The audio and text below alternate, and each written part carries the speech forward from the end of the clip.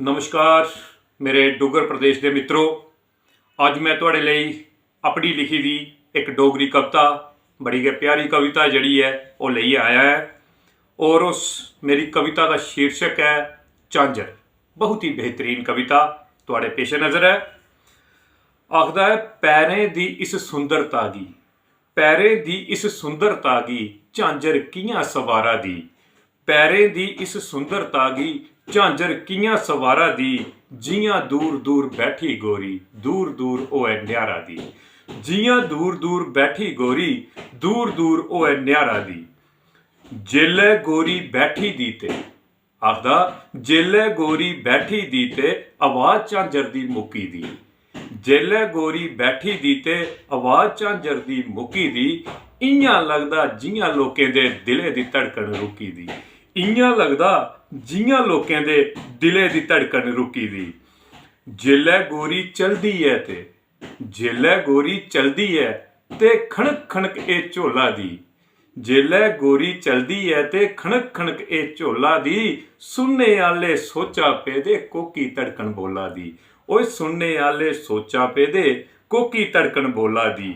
पैरें दी इस सुंदरता गी झांझर कियां संवारा दी, जियां दूर दूर बैठी गोरी दूर दूर ओए न्यारा दी।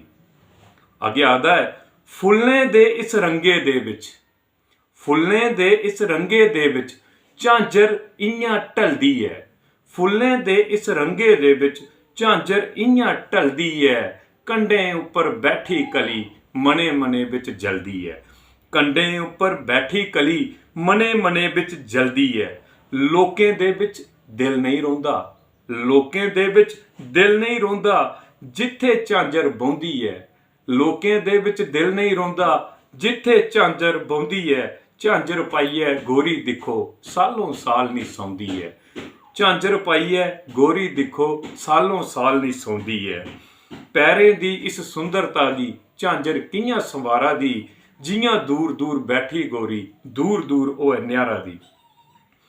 रातीं दे इस नेरे दे विच, रातीं दे इस नेरे दे विच झांझर इयां चमका दी, रातीं दे इस नेरे दे विच झांझर इयां चमका दी, चन्ने दी ए लो तुस दिखो झांझरे अगे लमका दी, चन्ने दी ए लो तुस दिखो झांझरे अगे लमका दी। घरे घरे दी रौनक दिखो, घरे घरे दी रौनक दिखो अज ते झांझर होंदी है, घरे घरे दी रौनक दिखो अज ते झांझर होंदी है।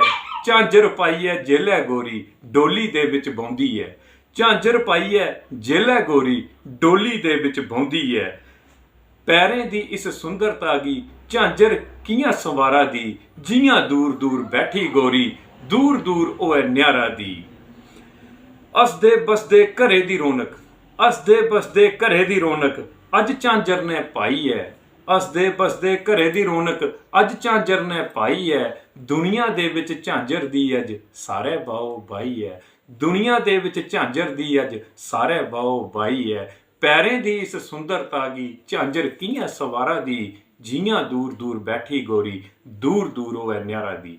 धन्यवाद दोस्तों, यही मेरी अपनी लिखी दी एक निक्की जी रचना झांझर तुहाडे पेश नज़र की।